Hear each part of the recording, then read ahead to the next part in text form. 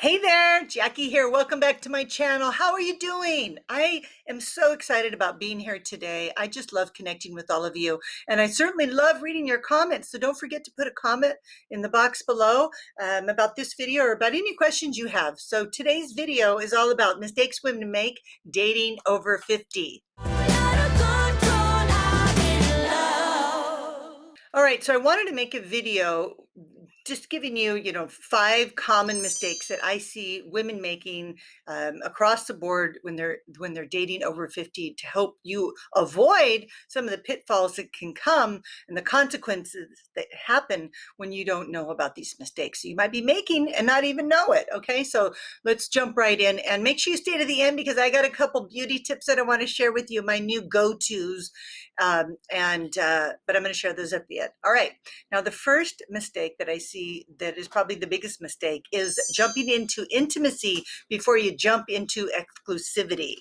So what I mean by that is that until you're exclusive, until you've created an emotional connection, if you jump into bed, you could be risking maybe not creating that emotional connection because men don't bond over sex. You have to first establish an emotional connection. You have to make sure that you're seeing the 3 C's from your man. So a little reminder about the 3 C's: that he's caring, he's showing up and asking you questions about the things that you've shared with him about. Maybe you weren't feeling good, maybe something happened at your work or your pet, whatever. He's asking you, he cares, and he's showing you by his behavior. The other C is the consistent. He's consistently caring. He's calling you, texting you, making plans, and he's just being consistent in how he's showing up for you. And that's going to create more of a connection. And just knowing that that's happening, that'll tell you that the connection is starting to be created because you're experiencing things together, you're talking, you're building memories, and so you want to make sure that that connection is established. You've had a conversation about exclusivity, what that means to each of you, and then once that's established, then you can move on to the physical part, right? But make sure that you've asked those important questions, because it can happen after you have sex. If things don't work out, it can really wound you. So be gentle with yourself and have some healthy boundaries there. I haven't met a man that was upset if I said, I'm not ready, I need some more time.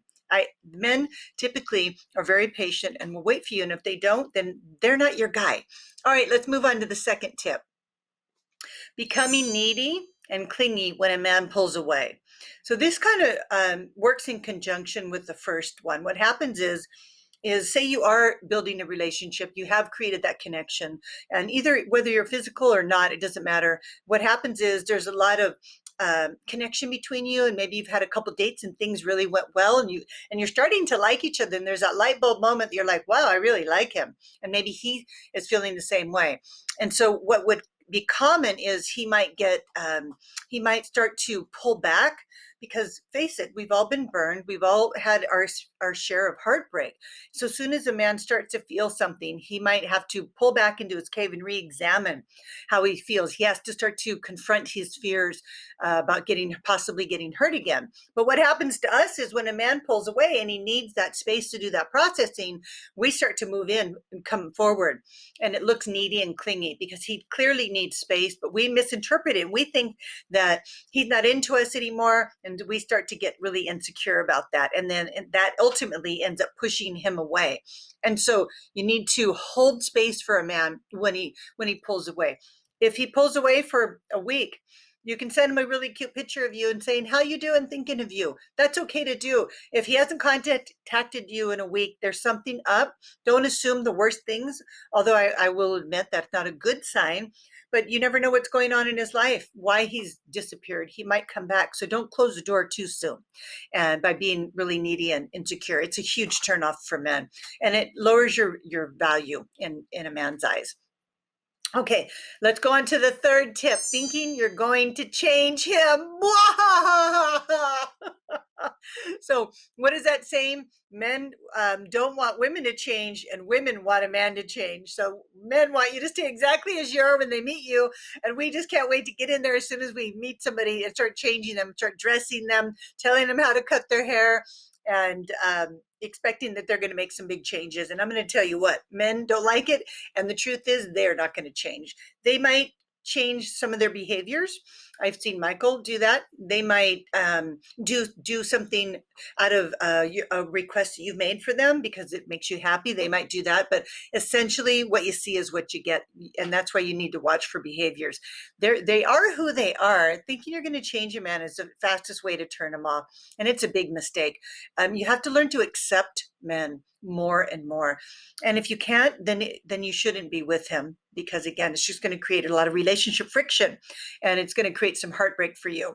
And so I hope that helps you. Now, before we go on to, oh, actually, I'm going to share the fourth tip. Then I'm going to share my beauty tips. Making assumptions is my fourth tip, is the biggest mistake women make. So it's really easy to make assumptions, isn't it? I think what happens is as we get older, we stop being curious, right? Curiosity is the key to dating and the key to life and the key to relationships. And because when we make assumptions, we're coming up with stories and possibilities of why he said this or why he did something. And you have no idea. You can't read his mind, right? You don't have a crystal ball. So stop making assumptions and start getting curious. Now, let me give you a good phrase that you can use that will help you to ask a man about something that he did that you're curious about, so that you don't get into the story making and make an assumption. And so you can, I like this phrase, what is your good reason? What is your good reason? So you could be like, I'm curious, why did you suddenly say that? Or what's your good reason for rescheduling our date? What's your good reason? I just think it's so open-ended, and men respond really well to it. You're giving him the benefit of the doubt right up front. And a man really appreciates that. And again, just stay curious. Okay, beauty tips are right here. And remember, hang on, because I got one more great tip for you. And okay, so I love what's happening right now with the mask. You know, when you're wearing your mask, I love big earrings, and I haven't been able to wear my big earrings, and it's really a problem for me. I wore them for you in the video today. But what I decided to start experimenting with is color. And this is actually the first time that I've worn black nail polish. I always thought that it was too harsh.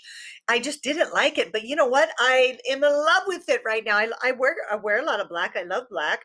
And I'm having a lot of fun with the short black nails. And so just to inspire you, this is an OPI color. I'll drop the color in the link in the comment section below. And so don't be afraid to experiment with like ruby red or reds. And I know if you're conservative, I even like that really pearl white, or actually a really flat white. Those are really fun, but have fun with it. So I am.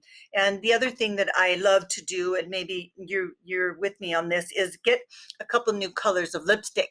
So fun. So I've got this new color. Michael loves it. It's a little brighter than I typically wear, but I'm really liking it. Let me know if you like this color on me in the comment section. And again, this is too small to read. Oh, Fast Play. This is a MAC Fast Play, and I will again drop the actual link in the box below. If you like this color, you want to get it for yourself. Now, my last thing is I'm just having so much fun with these eyelashes. I feel like a kid in a candy store. And these are, I think, VASSOUL. And I'm going to, again, drop the description and how you can get them, but they're magnetic. And they come in a little pack like this. Is a magnetized bottom. You can see I've used several of them. They give you 4 pairs, and they just create a little effect here on the edges of your eyelashes. And, you know, maybe it's not how you roll, but I think they're really fun. Michael likes them. And I just like to play with makeup and earrings and things like that. It's fun for me, and that's why I do it. And I don't care if things are in or out. I just do what resonates with me and what makes me feel pretty and what is fun for me. So I hope that inspires you to be yourself, your unique self, and try something new. You might enjoy it. And now the last tip that I want to share with you is the mistakes that women make is being dramatic. Drama, drama, drama. Men can't stand drama, right? And I, frankly, I have a low, zero tolerance too for drama. And I actually help a lot of women in my community to understand what drama is and how to overcome it. So drama is the wound talking. plain and simple. When you're dramatic about something, that's a part of you is actually speaking on your behalf that you're not aware of, because that part of you hasn't been healed, hasn't been paid attention to, you haven't validated, given value to your feelings, or something that happened you never really healed or forgave. And that's what's going to cause the high drama.